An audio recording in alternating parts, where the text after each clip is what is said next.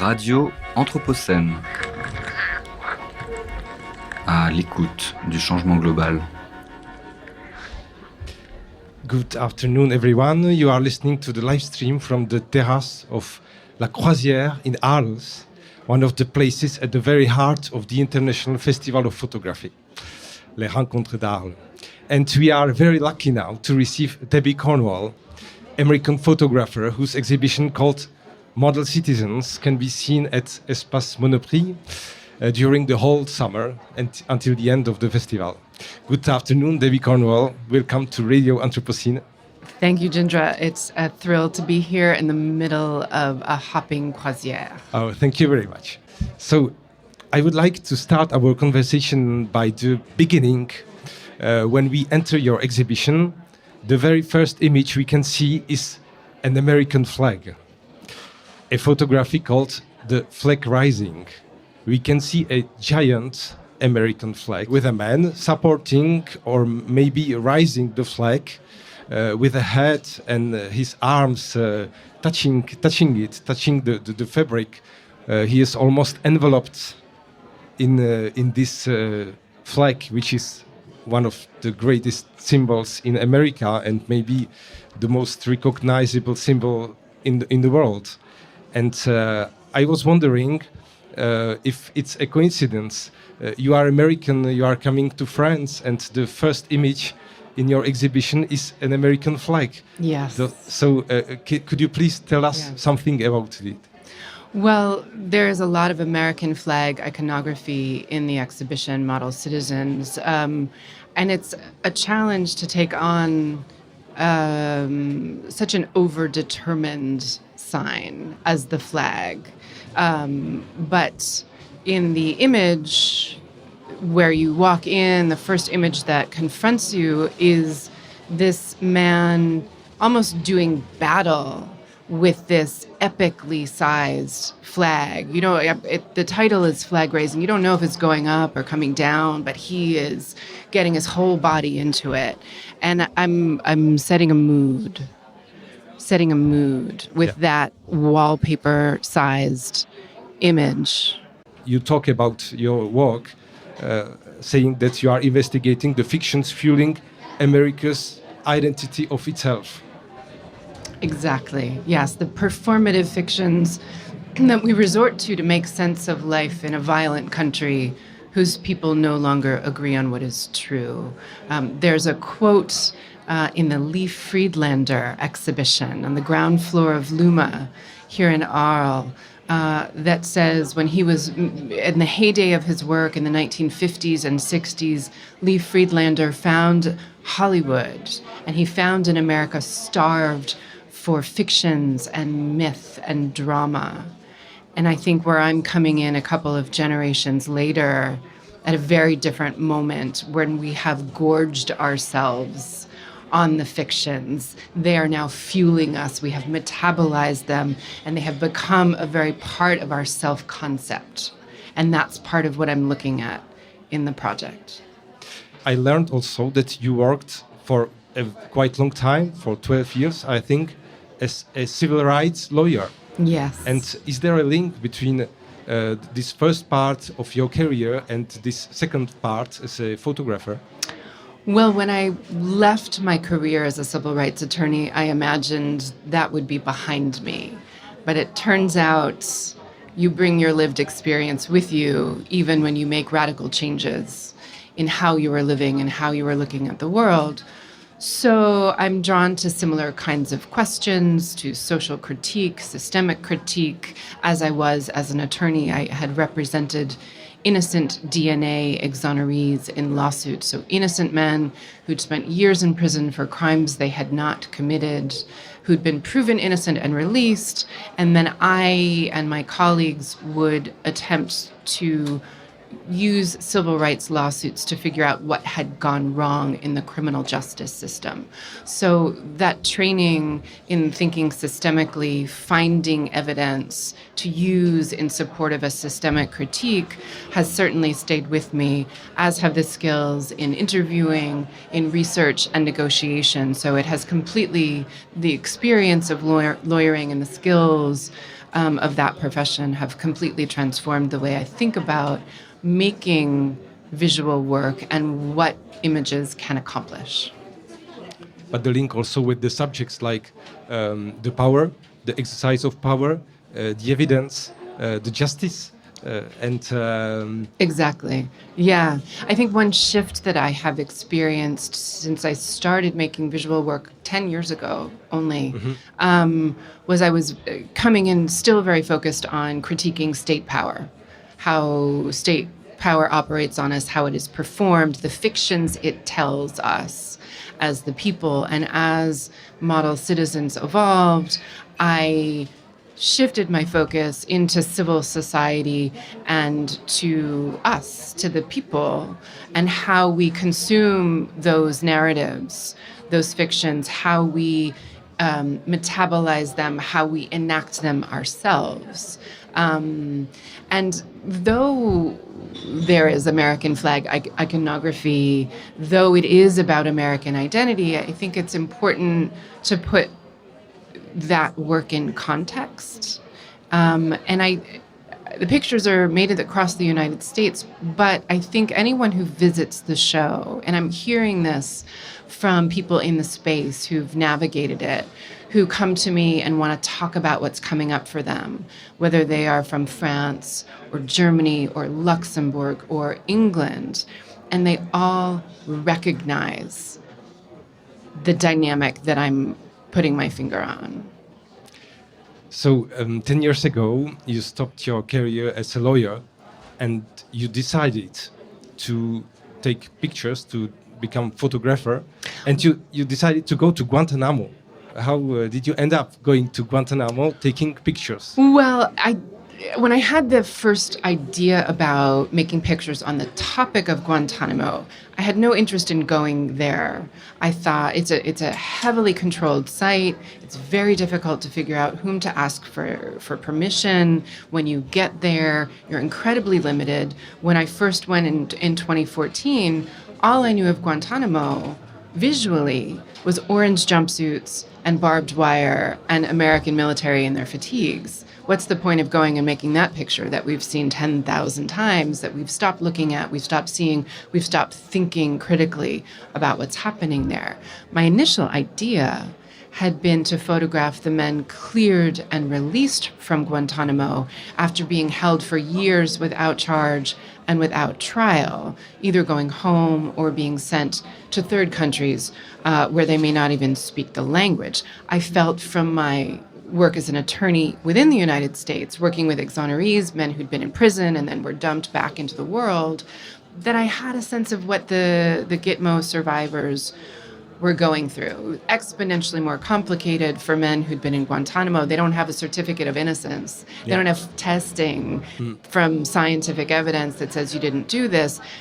Just for having been held in Guantanamo, they're on some level always suspect. But I felt like I could understand and could relate to them.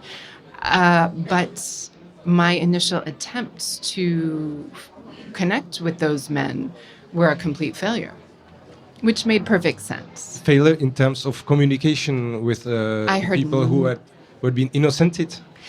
Well, the men who had been held in Guantanamo and released did not respond to my initial inquiries. Okay. And then I realized, well, of course, why open your life to an American lawyer who likes to take pictures? Because at that point I had nothing to show. There was no reason why they should trust me, trust that I could amplify their stories or their experience. I hadn't established my credibility as an artist yet. So just for lack of any other movement with the idea, I said, well, why not figure out how to get to Guantanamo and put in a proposal and see. And I did that. And 9 months and a background check later, miraculously, I was allowed to go. And it seems to me like maybe one of the strangest places on Earth. Is it? It is bizarre. It was Disneyland meets Cuba meets maximum security prison. Why Disneyland? Well, it's a very American place. So Guantanamo Bay, as we're referring to it, is really the United States Naval Station in Guantanamo Bay. It's on Cuba. It's 45 square miles crossing Guantanamo Bay itself, where a naval station is that is operating like any other American naval station. And what they do in military bases around the world is they construct it the same. So it's familiar to soldiers. There are McDonald's. There are bowling alleys. The architecture is familiar. So it's very American. That's what I mean by Disneyland. Okay. Right. Well, also I found there was a gift shop. Which is the Disney sort of quality, which I found unremarkable on my first visit. Because, of course, we have gift shops everywhere. And it was only when I started talking to others about my experience that they said, wait a minute, hold up. There's a gift shop. And so I bought everything. But it's only for military. It's only for people with freedom of movement. Yes. You know, but any American can go to Guantanamo? No. No, you must go through the military authorities who control access. You must prove you have a good reason to go. And at this point now today, my understanding is press are no longer allowed to do even the controlled visits that I undertook 10 years ago. So that was a window of opportunity. Okay, I think that the naval bases and the prison is still used now. Yes. It has never been closed. It has never been closed.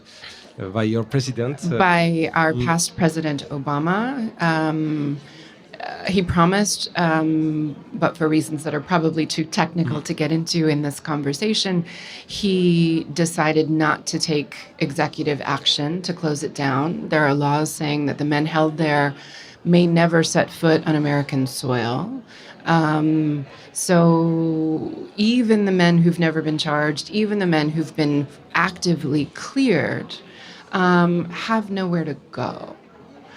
So that's a political question. It's a question of political will. It's a question of negotiating with other countries, what terms they're willing to accept to host someone who's been held in Guantanamo and suspected for so long. Well, let's move now to other locations you worked at, like the training centers for military and border patrol.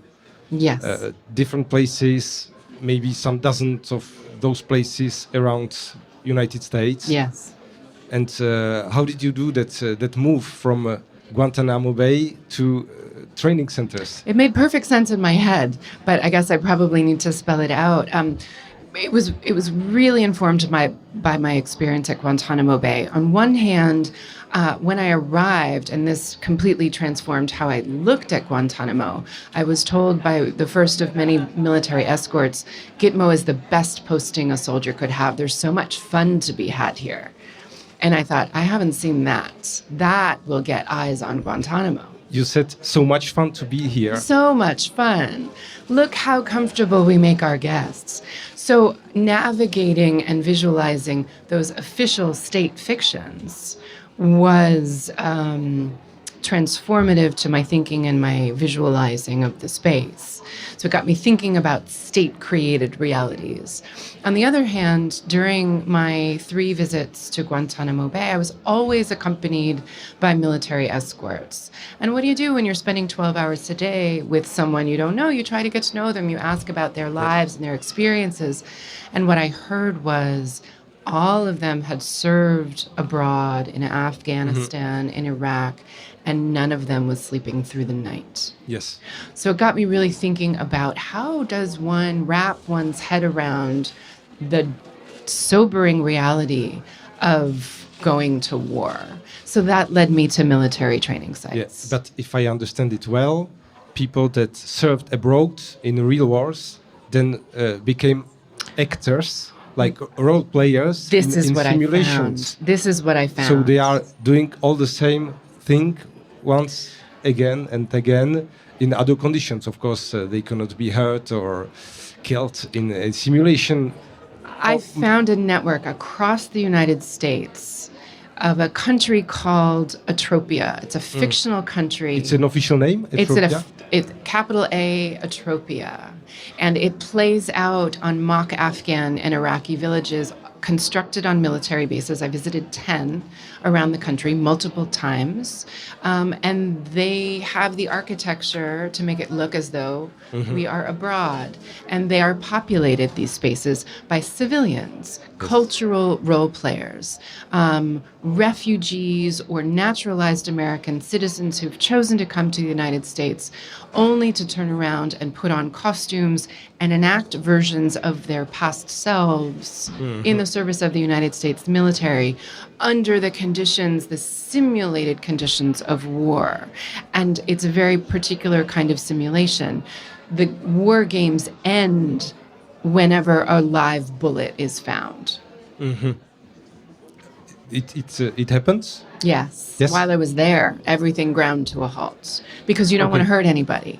And that's the whole idea of the training the idea is to replicate the circumstances of war, the sights and the sounds and even the smells for American soldiers who've grown up in the cornfields and have never heard Arabic and have no idea what it might feel like, so that when they do get overseas, they will have a sense memory.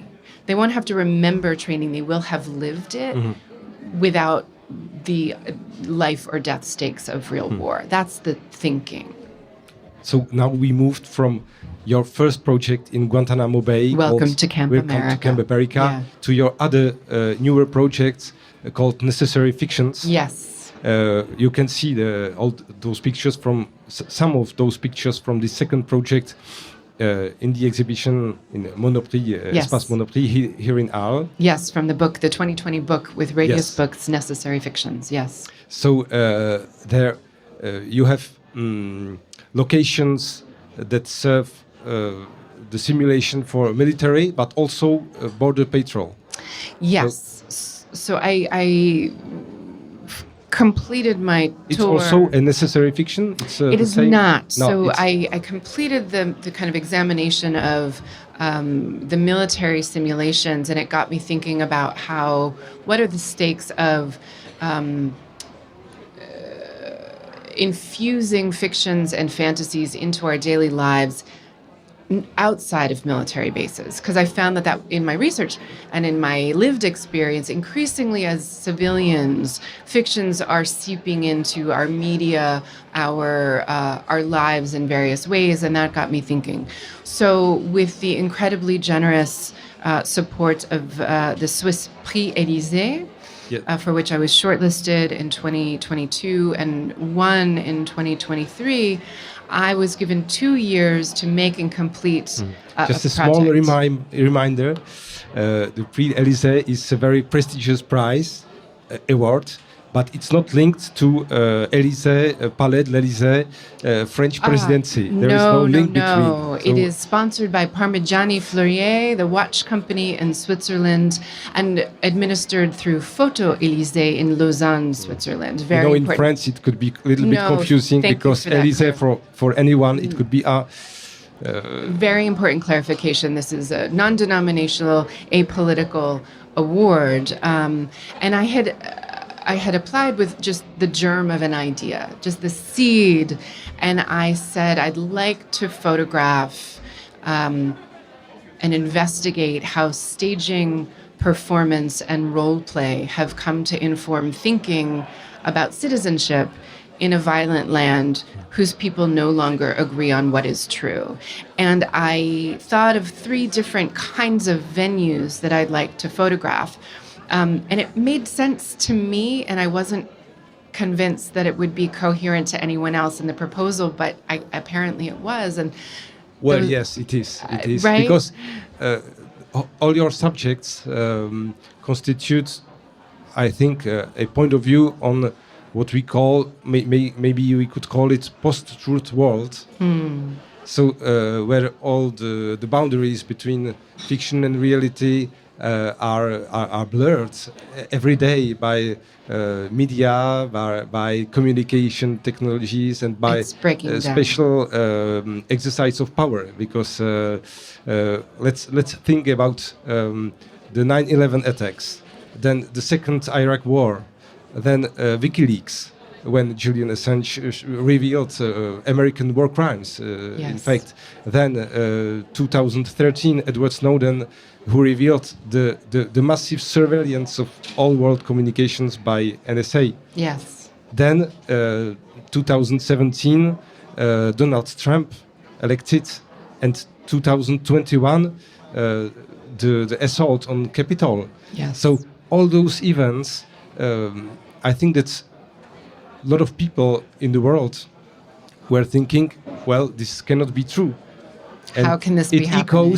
It echoes some kind of feeling of unreality of our world. Yes. Something that is deeply wrong, something that doesn't function anymore. Yes, I think we're all feeling that, a sense of being destabilized. And in the exhibition at Espace Monoprix, we're sort of leaning into that with the entry and the first phrase, if you will, several walls, are meant to give you an embodied feeling of that disorientation. Where are we? What is happening? Is this real? What do these things have to do with each other? And the idea is to invite a state of critical looking, to really look incredibly closely at what is in the frame. What are you being shown? To what end? What is being performed? And to what end? And it's also mirrored in the book, which we could speak about now or later. Of course. I think this destabilization, this disorientation that you've put your finger on, that I'm looking at and exploring in the work, is mirroring a shift in our relationship to photography and documentary photography in particular. There is this persistent sense of the photographic document, of photograph as proof.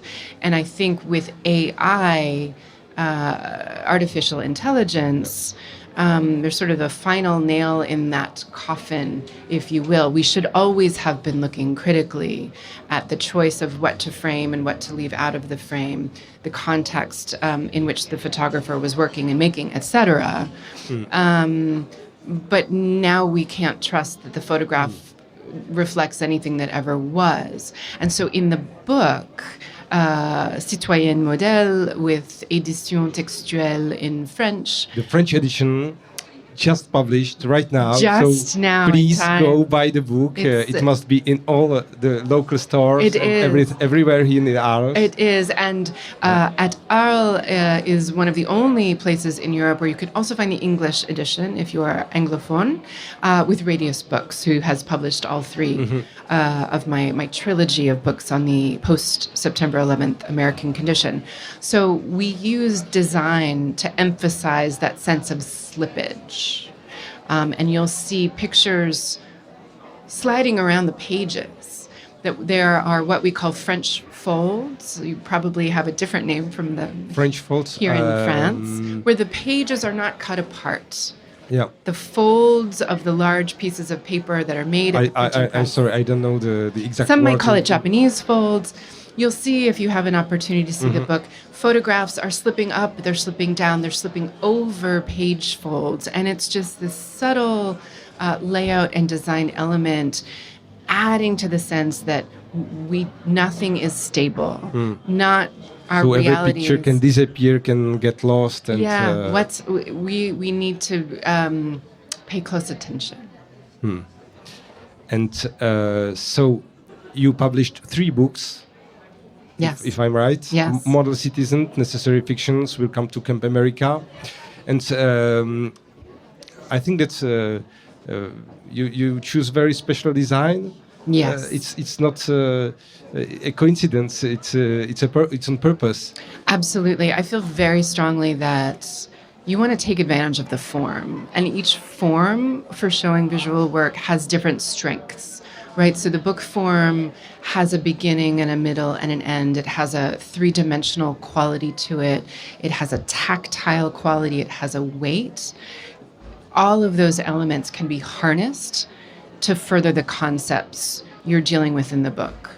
But you also have, for instance, letters inside or something like some written texts. In different books, there are different. It's much more than a. It's not just pictures. Book. Yeah. It's never only pictures for me. For me, the book form invites text, it invites archive, it invites personal reflection, and I weave the text and the archival material and my photographs together in ways that feel right to me to create a frame for the viewer in book form. It's sort of ironic because I'm a flipper. When I go to the photo book stores, I will pick up a book that looks interesting to me. I will turn to the back and I'll flip forward. If you do that with my work, you're probably not gonna get it and may not like it, and that's fine. That's the nature of visual work. It's not for everyone. My work really rewards close attention.